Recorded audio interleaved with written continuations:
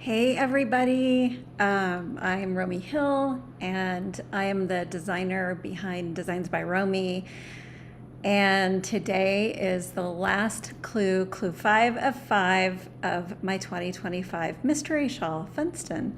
Welcome everybody, and it's lovely to see you here in the chat. And Judy, I saw you talking about the tree. I'm so sorry. Oh my gosh. I hope everything is okay. I'm so glad nobody was hurt. These are crazy times. So, welcome everybody. There's noise going on outside. Sorry about that. Sounds like motorcycle.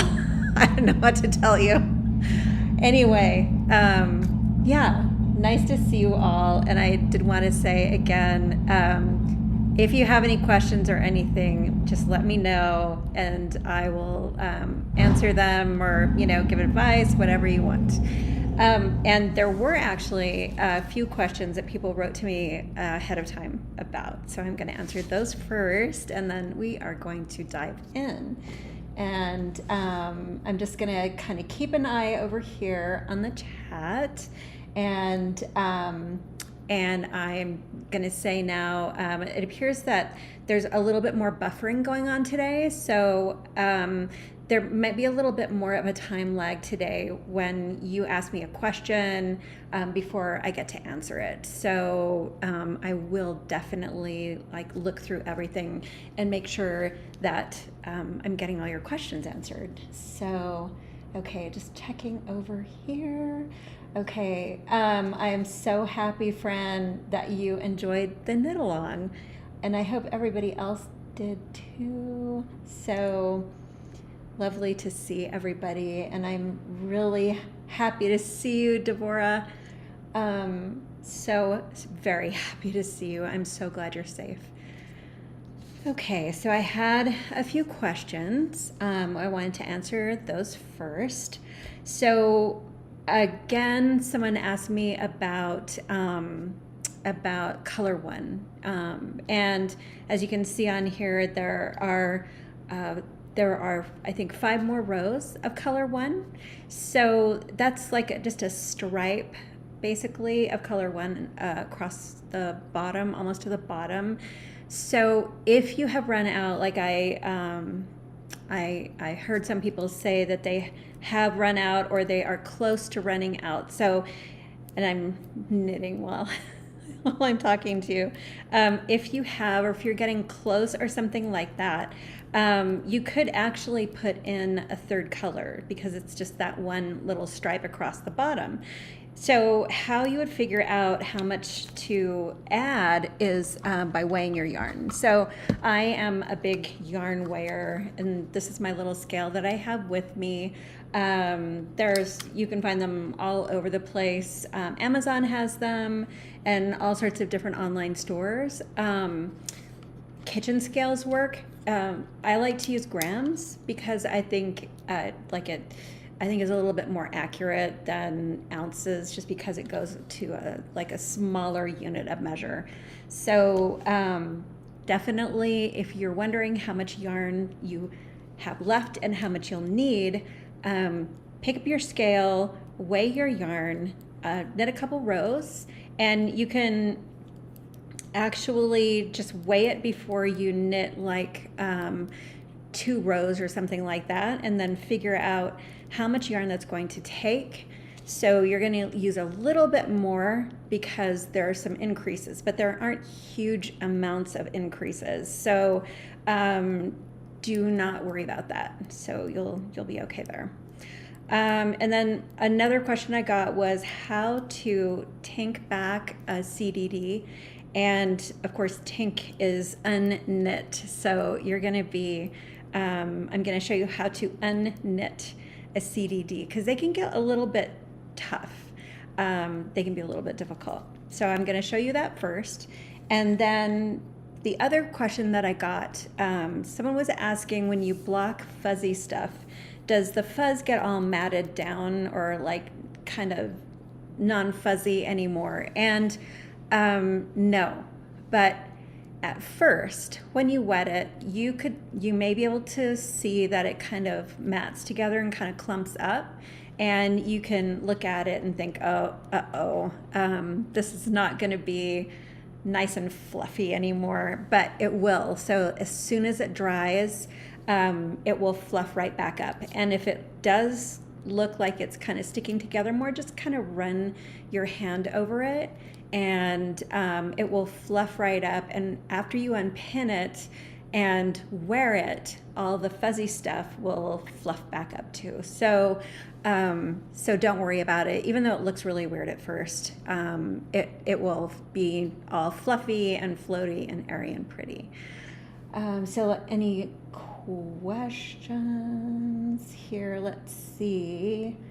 Ooh, yeah. So Sue was saying it's really difficult to choose colors when you don't know what the shawl is going to look like. And so I have a huge confession, because I am a control freak. Apparently, I don't do mystery shawls myself. So because of that, I try to make the mystery shawl kind of something that you might expect by looking at my other shawls. So I never do anything like off the wall for a mystery, because I did a mystery one time and it seemed to be going like something that I would love to wear at the end. And then in the middle of it, some weird thing happened and I was just like, I'm not going to finish this. So I save my like innovations or whatever, like big surprises and all the crazy stuff. I save that for things that you can see ahead of time. So basically, like if you're going to do one of my mysteries, then you know that it's going to kind of fit in with my, like more of my regular type of body of work. So nothing off the wall, like no craziness in there, no very bizarre types of construction. I just try to make it something that you could look at my work and be like, oh, okay, I'm gonna knit that because I like her other patterns. So trying, I guess it's not as mysterious as others, but that's just because I'm a control freak, I guess. And so I've been told. And so I just want you guys to feel more comfortable. So that's the story there. Okay, so let's see. Any questions that I may be missing? Okay. I don't think I'm missing anything. Alrighty. So let me go over here to my hands. I'm going to turn on my light. Alrighty. So here we have the last part of it. So here you can break the yarn here, and you're going to break C2 because like before, C2 is going to start on the wrong side instead of the right side. So right now it's kind of hanging off on the right hand side of your shawl, whereas you're going to need to use it over on the left hand side. So you're going to break that first of all. And then this is the last part of the C1 that's going to be used at all. So no more C1 is going to be used after this. And then chart J is going to be, so there are some extra notes on this that I will explain later. So you can either bind off after on row 8 or on row 16, depending on how much yarn you have. So because this used mohair, and the mohair has a lot of yardage, so it has more yardage than the other yarns, so 459 yards. So I figured that some of you, depending on how tight or loose you knit, might have extra yarn left over. So I made this last chart here repeatable so that you can keep working it, and it will work out for you. So that is what that story is. Oh, Elizabeth, I am so happy to see that. Yay. Yes, control freaks unite. Yes. Okay. And then at the very end, remember that loop that we had when we cast on, and we were using that right at the bottom, you know, and that we pinned in the middle of the loop there. So that is the first thing that you're going to do when you're finished. You're going to adjust the cast on loop so that when you're looking at the edge, I think you can kind of see now. I know some of you have looked at the spoiler pictures. I'm not going to show the spoiler. Actually, I'm going to put it aside here so I don't accidentally show you. There is a spoiler picture in this clue. So I just want to point out that some of you, like me, my yarn overs around the center triangle were a little smaller on one side than they were on the other side. So what I did was that I ran an extra blocking wire into the smaller yarn overs so that I could kind of pull it apart a little bit. And when I finished blocking, like when I pinned it out and everything and let it dry, and then I unpinned it, those yarn overs look the same now. So if you have that same issue that I had, just like put a blocking wire through there, just kind of weave it in and out of the yarn overs, and you can see it on the last page as well. You can see where I have an extra blocking wire in there, and there's a little note in there that talks about it.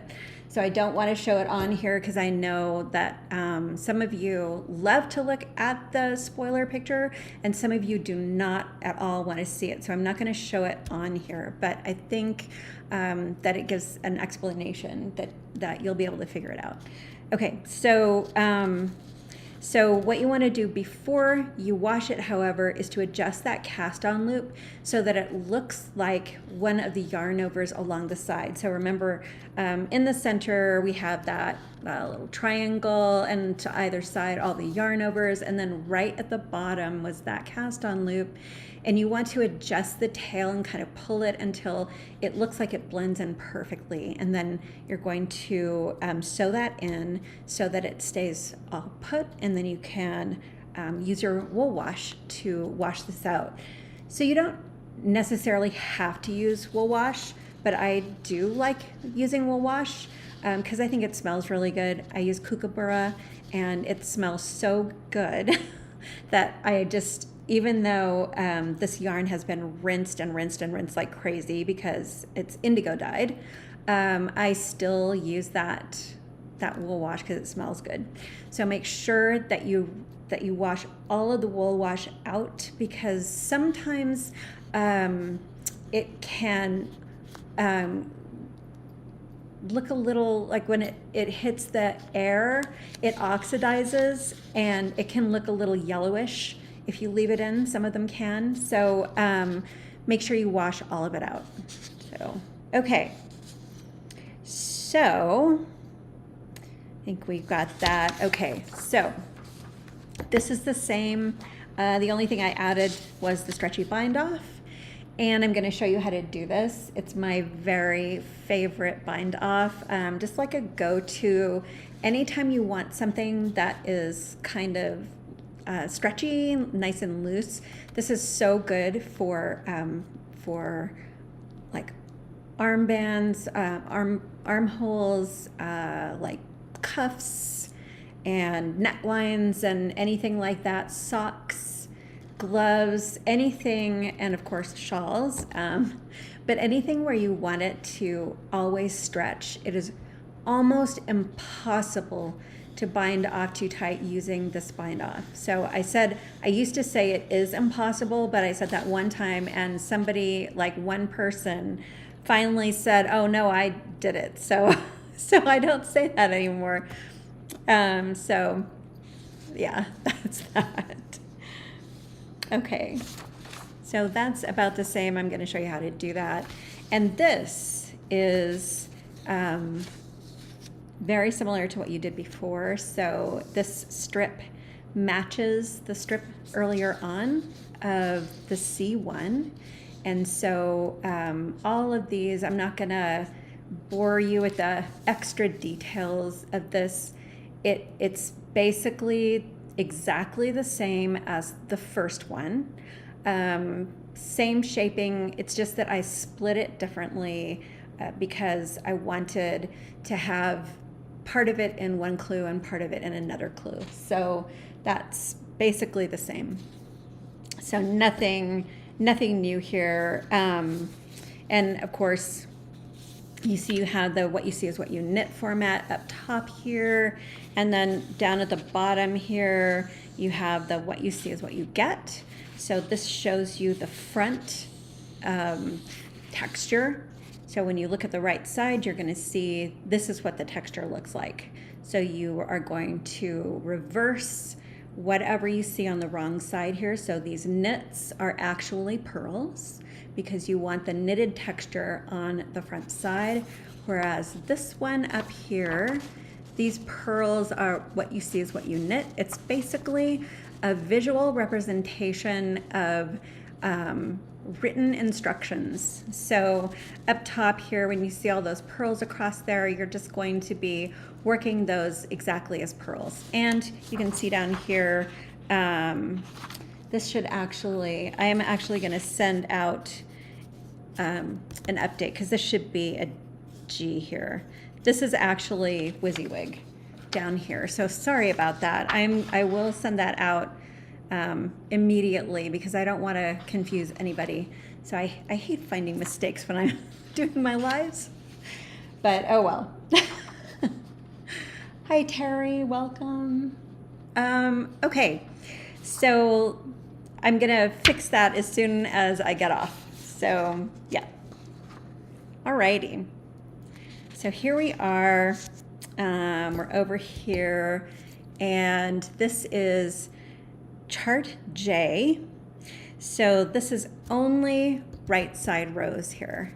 So I talked a little bit about this before, about how cool and malleable knitted fabric is. So with knitted fabric, for instance, with lace fabric like this, where we're working at like a slightly larger gauge than what a ball band would have you work it at. So, and there are lots of holes in it. So all that negative space here is going to allow you to kind of mess with things a little bit more. So in this area, you can see that there are no center increases for a while up here, right here. And then all of a sudden up at the top, there are all these center increases all the way across. So that is because I wanted to keep a nice pattern here. So sometimes it's hard to make patterning repeat and still kind of keep the integrity of the lace pattern and still have the chart repeat properly. So this is how I opted to do it. So this right here, this will block out, and it will actually, it blocks out into a scallop. So you'll see like on the bottom, it's a really pretty scallop across here. So this will not look like it pulls. And you can see here, there's one extra, there's a couple of extra repeats in here, or sorry, a couple of extra created stitches in here, which makes it a little bit, gives it a little bit of leeway here to work these rows without any increases in the middle. So by the time we get up here, this is not going to look like it pulls. Don't worry about that. And then if you have enough yarn and you want to repeat this chart again, you can just go and repeat it again, and you will be fine. Okay, so let's take a little look at, I have a little swatch here for you And I am going to, I'm going to show you how to tink a CDD. I think the first thing I'm going to do.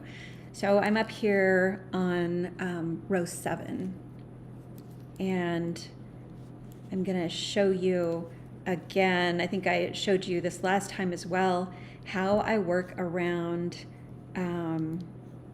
some of my little stitch markers. Sorry, I'm moving stuff around here. I had to locate my stitch markers. So this is my like favorite little dish thingy, and this company went out of business, and it makes me so sad. It has a magnet on the bottom, and you can stick it to your chair if you have a chair arm or something. So, okay, so I'm up here, and I'm just going to do my CDD here, and then I am going to unknit it.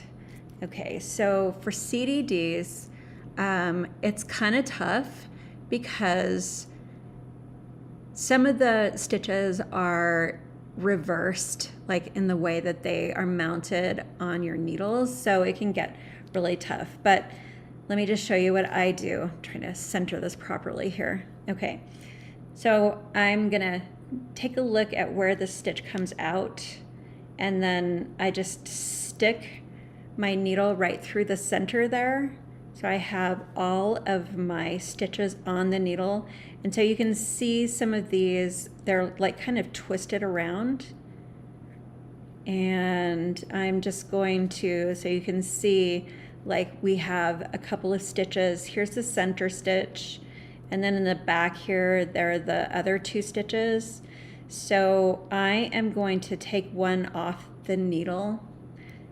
And if you need to, you can just kind of hold it, and then I'll just put it back on. Okay, so these are, the stitches here are not mounted correctly, so I'm gonna make sure that I have my stitches mounted with the right leg in front and the left leg in back. Okay, so that was my CDD. That tinking is CDD. So that was one of the questions I got. It can be difficult. Okay.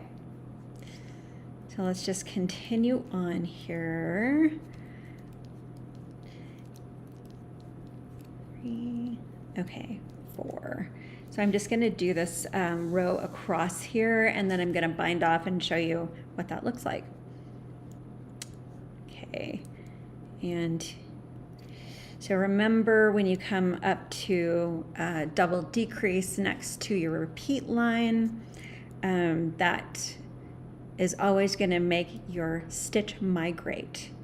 So I'm going to get this out here.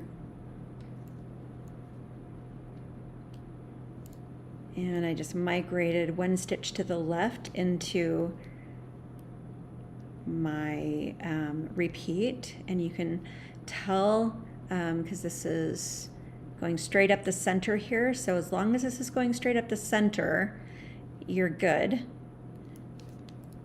But it's good to be able to read your knitting.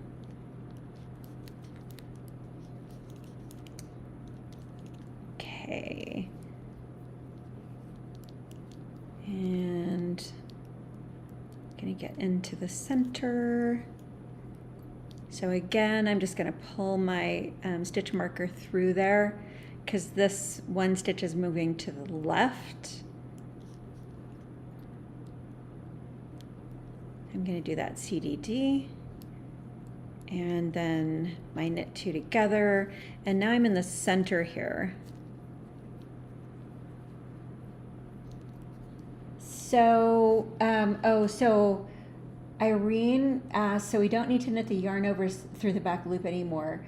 I did not do these through the back loop because this is a variant on a feather and fan pattern, and it's meant to look kind of feathery, and and sort of watery. So I actually wanted that open look to the base of the stitch. So for these, I decided not to do them through the back loop, so it would be really pretty, and it would have like a less of a sharp edge to it. So usually for like more geometric patterns, I will work through the back loop. And for more organic, feathery, or leafy patterns, I will not work through the back loop. So I hope that makes sense. Okay, so here we are. Okay, 1, 2, 3, 4. Okay, so I'm in the middle here. I should have marked the center stitch, and I'm going to do that now. Because it just makes things easier to be able to have that reference point. I usually mark it with a different color of marker, so I don't accidentally think that it's some kind of repeat or something. 1, 2. Okay, so over here, now we have to move this stitch over here. So I'm going to do my little trick again. So I'm going to slip these two together as if to knit. I'm going to knit the stitch on the other side of the marker, and I'm going to hold this so it doesn't pop off. And now I'm going to pass the slipped stitches over, put my needle through the marker and off the needle. So this kind of saves you time. Putting stuff on and taking things off, and I lose fewer markers this way, which makes me happy because I hate losing markers. So hopefully this will work for you too. And again, I'm gonna borrow this stitch from the next repeat. So I'm gonna slip these two stitches together, knit 1, and I'm not taking this off the needle yet. Then I'm going to pass these two stitches over here, put the needle through my stitch marker, and then everything comes off the needle there. And now I have my CDD on the correct side of my stitch marker, and I can continue on. 1, 2, 3, 4. Okay. And I'm going to do it one more time. This really speeds things up, especially after you get the hang of it. Hopefully you will love it. Okay. All right. So now I'm going to kind of like move myself around here, trying not to sit in one space and have my back start up with me again. Okay, so I am going to show you how to do my very favorite bind off, and be thinking about whatever kinds of questions you might have or something like that. Let me know, and I will answer them. Okay, so for my bind off, you're going to be working as normal as you usually would across. So up here, you can see I have this wrong side row up here. So what this is just a wrong side row when you are not binding off. So when you bind off, you're going to bind off knitwise. So in other words, like instead of purls in the middle here, those are going to be knits. And I just find that it doesn't make a difference really in the way it looks. What makes a difference is the fiddliness of it. I don't know if that's a word, but it is now. Fiddliness has now been coined as a word. So the pearls are like super fiddly across here. It's way easier just to do it by knitting. So this is just to make your life a little bit easier, and it really, really helps. So So when you're doing pearls, it's super easy for it just to kind of pop off the needle. If you do it in knits, you'll never notice the difference at all. You can't really tell. So you just do it in knits, make it easier for yourself, don't purl it. So in here, there's an alternate. So down here, like if you're looking at the written instructions, you have the row 8 has the pearls, or your alternate here for a bind off. And you're probably going to want to use this bind off if you have like a 385 yard skeins. If you're using less skeins with less yardage, you're going to want to take this, unless you're a super tight knitter, you're going to want to do the alternate row 8 where you're binding off. Otherwise, if you have more yarn, you're going to want to do row 16. So I bound off on row 16, and I'm pretty sure that I didn't have enough. I had the mohair. I'm pretty sure though that I didn't have enough yarn to do another rows 1 through 8.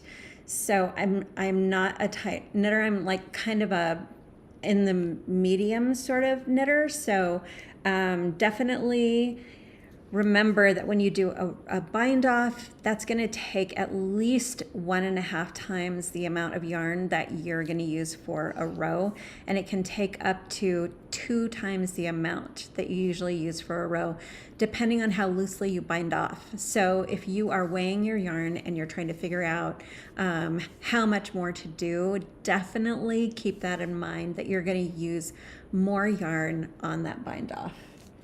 So okie dokie. So I'm just gonna work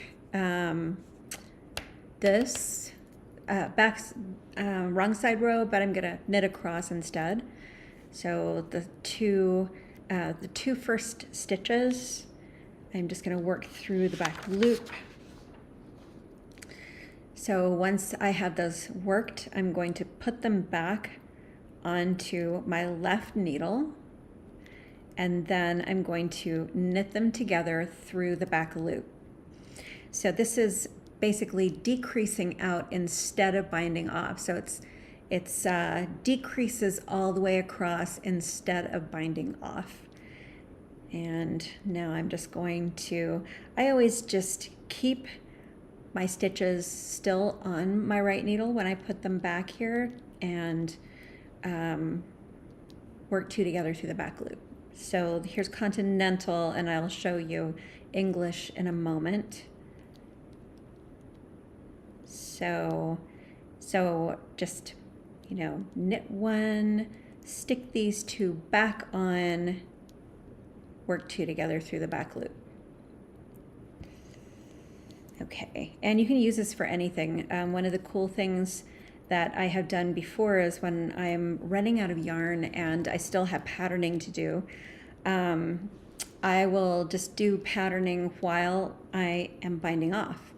And sometimes, even if you have like a few rows left of your motif and you maybe have a leaf or something that has to come to a point, you can actually work stitches together when you're doing this and fudge it really well. So it's so great for fudging things. So here is my English. So again, just those 2 stitches worked through the back loop. And I'll break that apart so you can see.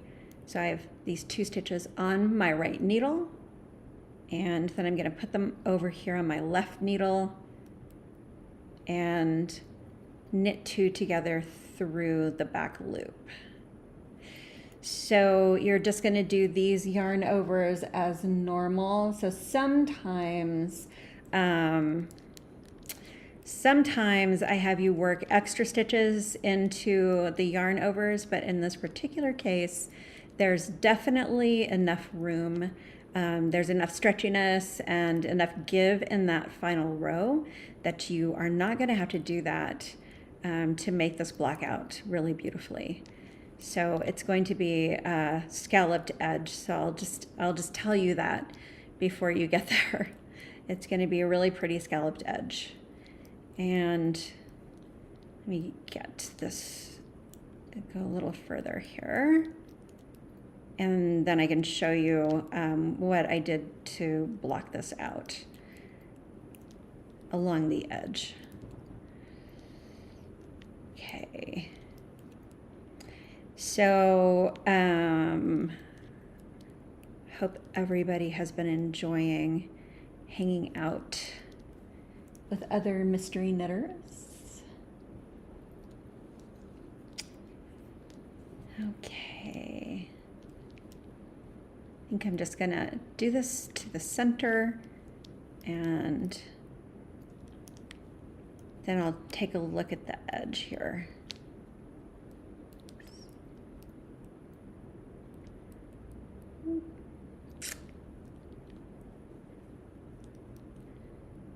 Okay, does anyone have any questions or anything? I'm kind of looking over here. So Catherine, oh, you have one stitch off. I'm sorry. Oh no. Okay, so Eileen asks, I think I have enough C1 for 3 rows.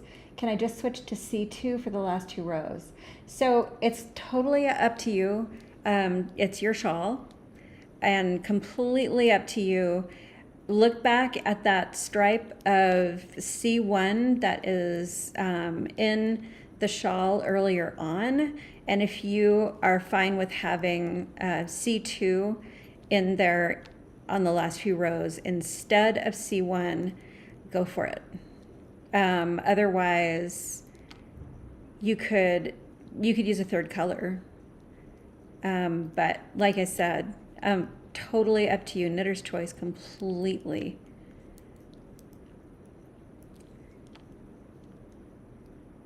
Okay. I don't want to make this really obvious here. Okay. So this is kind of what it's going to look like on the edge. So you can see here the bind off edge. And each one of these little scallops has a little spine to it here. Let's see if I can get a little bit closer so you can see this. Okay, so each one of these scallops has a little spine in here. So when I blocked it, I love to use blocking wires because I think that they are so much easier to use than only pins. So in this particular case, I used blocking wires, and across here, let me grab a blocking wire substitute. So this is going to be my fake blocking wire. So when I pinned it out, like when it was wet, this is what I did. I grabbed each one of these center stitches here like this, and then I pinned it out.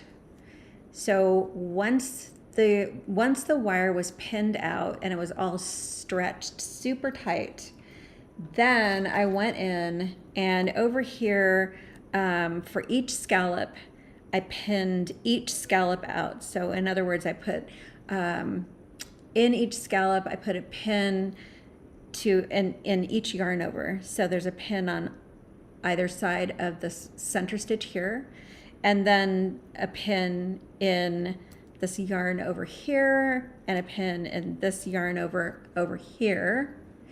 So once I had that, once every scallop was pinned out, and so basically what I did was use the blocking wire as a guide so that I could get everything all straight. So once I had each scallop pinned out, I just removed the blocking wire so that it didn't kind of disfigure the center stitch here. And so each scallop was all blocked out and pretty. So that is how I did it. By no means do you have to do it the way I did it. If you would like to block it in another way, it's, I mean, completely knitter's choice. And it's your shawl. So, but I always like to show you exactly what I did to make this, make it look the way it looks in the pattern, if that makes sense. So, so I'm just going to show you exactly the steps that I took to make it look the way that it looked, and then it's up to you to do whatever you would like with it. Okay, so let me see some other questions. Yes, so Sue said, so the spine and the scallop would be a good spot to run wires through and then pull the wires out to pin.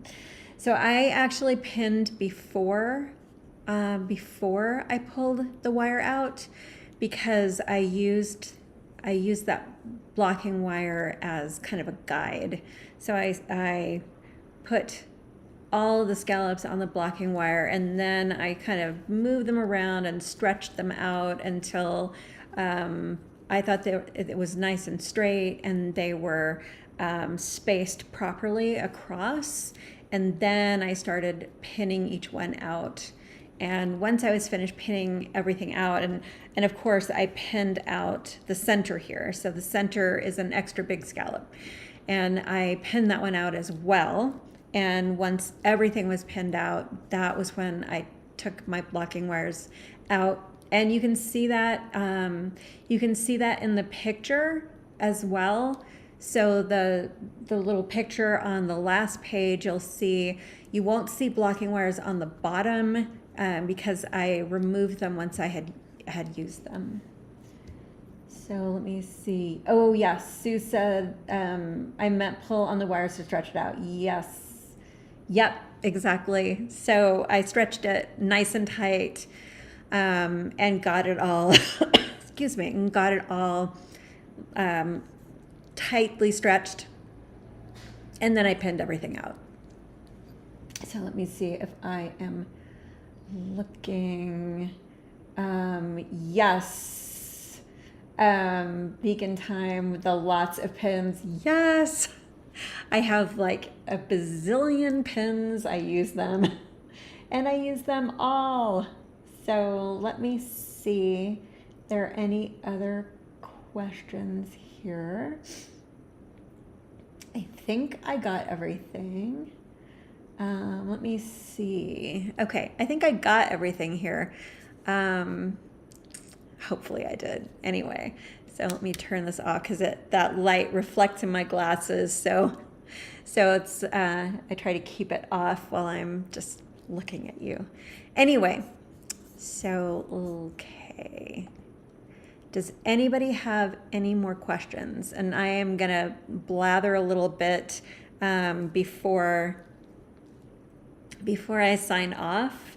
So in hopes that like the buffering will catch up and you guys will be able to ask questions, and then I'll see them in the chat and I can answer them for you. But if I don't get, if you have a question later on or something like that, let me know, or like ask in the Ravelry group or something like that, and we'll all do our best to make sure that all your questions are answered. And also, please like and subscribe, because that is incredibly helpful so that other people will find this, and hopefully like someone else can have a later mystery like on their own time, which is kind of fun. I mean, there are actually a lot of people who do that. So if you are watching this and you have not done the mystery yet, there are still threads running in the Ravelry group for each clue. And a lot of times what happens is that people will work at their own speed. And so there's always like, for, a few months afterwards, there are people who will be in there kind of chatting in the threads. And so those threads will not be abandoned by any means. They will still be there for you if you decide later on, like you like the way the shawl looks or something like that, or like maybe you are sort of like me and you didn't want to do a mystery until you saw what it looked like. So if you see it and you like the way it looks, you can always go back and do your own fun little mystery. And actually that is the same for previous year's mysteries, because when I compile the pattern into like its full pattern, you can either knit it from that full pattern or you can do clue by clue. And I know that a lot of people really like how it's broken up into little bite-sized chunks like that. So you can do that with any of my mysteries. And this one was the 13th mystery. So there are 13 years of mysteries that you can go clue by clue with. And let me see. see. Oh, cool. So Sun is working on this one in 2023 at the same time. That is very cool. I love that. So Sue says, I had seen people asking if they want to add a third color, which clue or chart is a good place to swap for C1. So, and thank you, Carol, I will. Okay, so let's see. God, I look like I have bedhead. That's so embarrassing. It's a little, my hair got a little frizzy in the back.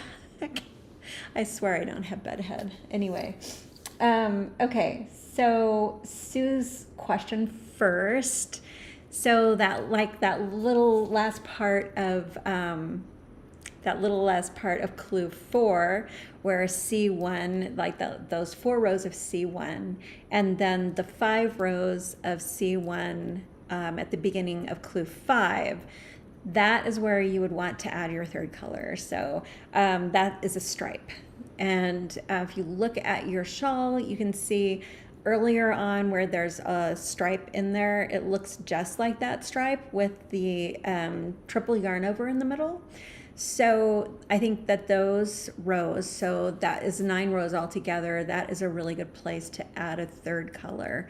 Or if you are running short of C2 instead of C1, you can always just do that last chart in a different color. So this one, it doesn't move into, like the patterning doesn't move into the next chart. So like there's an actual line of demarcation there. So if you run short of yarn, it's easier to change it out.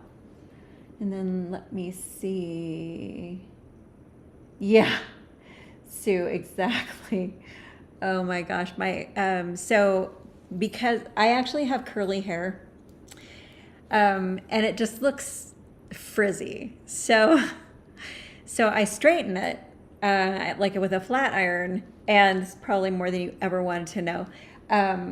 And in Nevada, because it's super, super dry here, it usually stays straight and doesn't fuzz back up.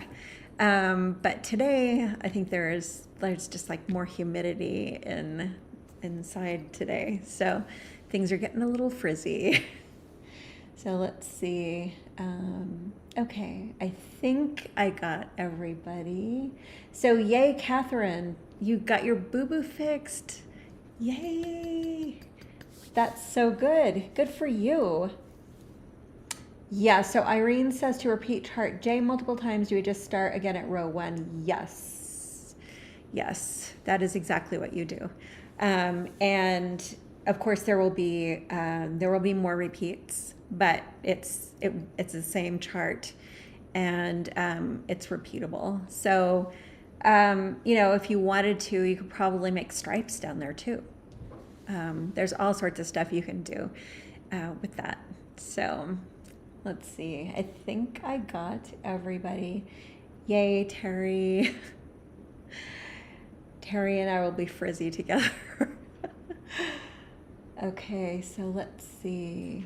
Okie dokie. Alrighty. Oh, so Robin says, what size straws for markers? So these are just recycled drinking straws. So just like any normal size. You don't have to have boba straws or anything like that. Like they're just, plastic drinking straws that I cut up and recycled. So, yeah, let's see. And other questions? Okay. I think we're good.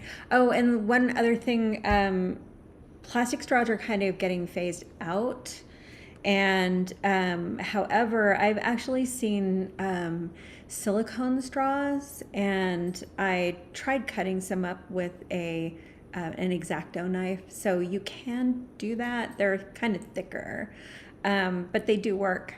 And then also another thing you might do is there are those little teeny tiny rubber bands for braces. Those work as well. So just as really small stitch markers, those work really well. And then there's also like I've gotten these at Fire Mountain Gems, where they're just little tiny rings, and I think they're as like for colorful chainmail or something like that, and those work really well too. And so there are lots of options for plentiful stitch markers where if you drop a few of them, you're not going to be very upset. So that's the most important thing, I think.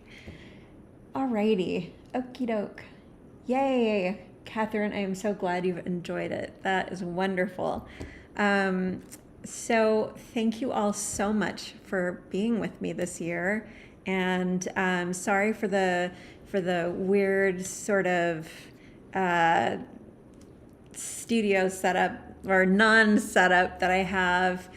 And it's just been lovely. And I hope that you have enjoyed it. I hope to hear more.